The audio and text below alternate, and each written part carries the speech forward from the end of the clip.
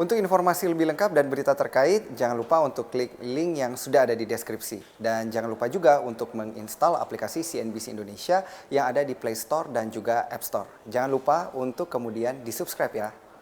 Anda seperti apa terkait dengan keefektifan dan juga proses penghentian sementara yang Anda katakan tadi? Apakah artinya nanti distribusi vaksin yang dijadwalkan di Januari ini berpotensi untuk diundur begitu, Pak Diki? Ya, jadi proses dalam riset vaksin ini sudah baku dan termasuk yang apalagi Bio Farma dan di Unpad ya, Prof. Kusnandi ini bukan hanya baru saat ini melakukan, dan artinya proses review yang secara teratur atau reguler dilakukan tentu terjadi dengan sendirinya secara otomatis karena itu tuntutan dari proses riset vaksin ini. Sehingga bahwa apakah di Unpad atau di riset merah putih sekalipun yang saat ini dilakukan ada tahapan-tahapan review atau monitoring seperti yang terjadi misalnya di Brazil, ya semua sama.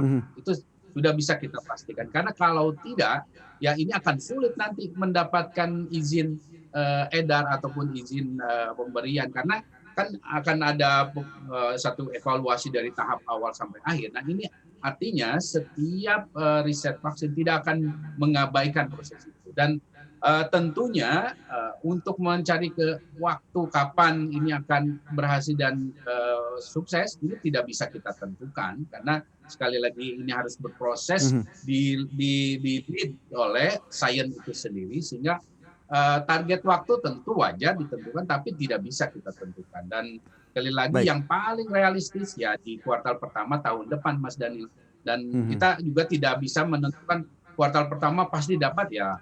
Baik, Pak Tetap Diki berarti ini 50-50. fix tidak akan bisa dipergunakan atau didistribusikan di akhir tahun ini begitu Pak? Seperti yang sudah ditargetkan sebelumnya.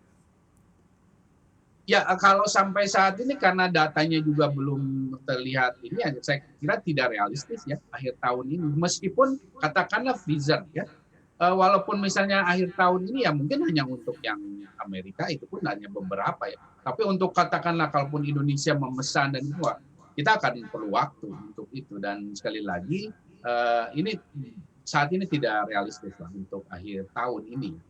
Sehingga realistisnya ini kapan Pak kiranya begitu Indonesia bisa menikmati dan menggunakan vaksin begitu?